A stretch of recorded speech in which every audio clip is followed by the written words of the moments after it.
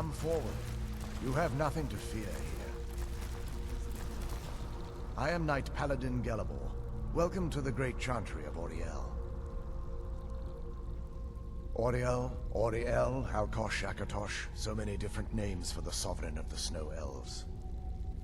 I prefer Snow Elf. The name Falmer usually holds a negative meaning to most travelers. Those twisted creatures you call Falmer, I call the Betrayed. Of course, you're here for Auriel's bow. Why else would you be here? I can help you get it, but first, I must have your assistance. I need you to kill Archcurate Vertha, my brother. The kinship between us is gone. I don't understand what he's become, but he's no longer the brother I once knew.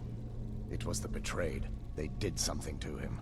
I just don't know why Auriel would allow this to happen. They swept into the chantry without warning, and began killing everyone without pause. The chantry was a place of peaceful worship. I led a small group of paladins, but we were no match for the Betrayed's sheer numbers.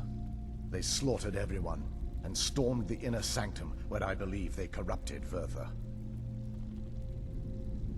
He's alive. I've seen him, but something's wrong. He never looks as though he's in pain or under duress. He just stands there and watches, as though waiting. Leaving the way shrines unguarded would be violating my sacred duty as a Knight Paladin of Auriel, and an assault on the Betrayed guarding the inner sanctum would only end with my death. Yes, let me show you.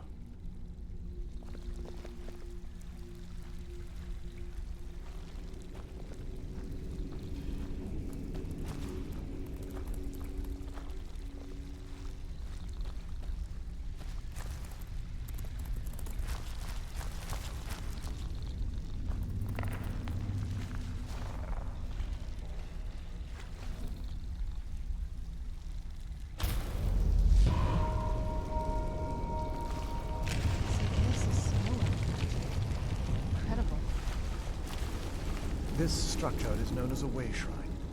They were used for meditation and for transport when the chantry was a place of enlightenment.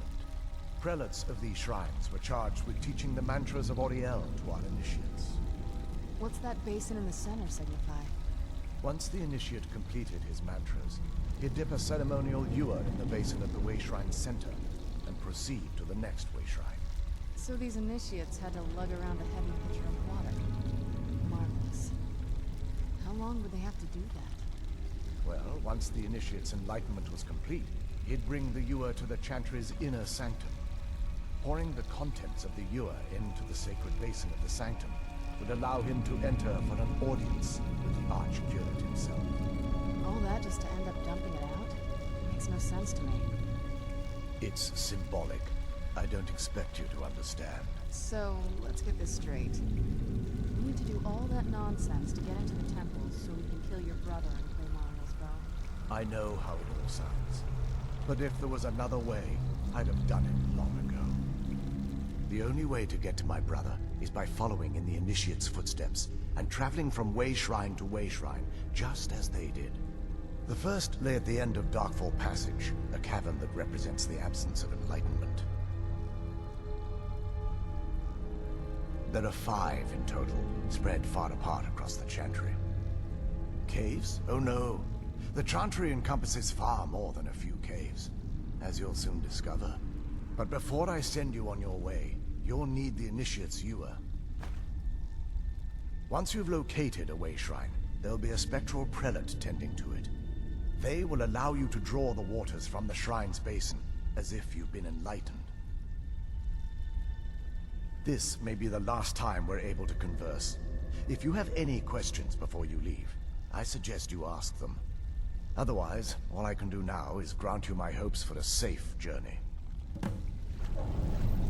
Questions? I expected as much.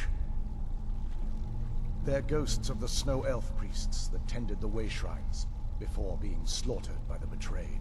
Through the grace of Auriel, they were restored to their spectral form to enable them to continue their duties. I'm afraid in their current form, they still believe the chantry to be an active center of worship. They won't respond to you in any way other than believing that you're an initiate, and you're undertaking the journey to the inner sanctum.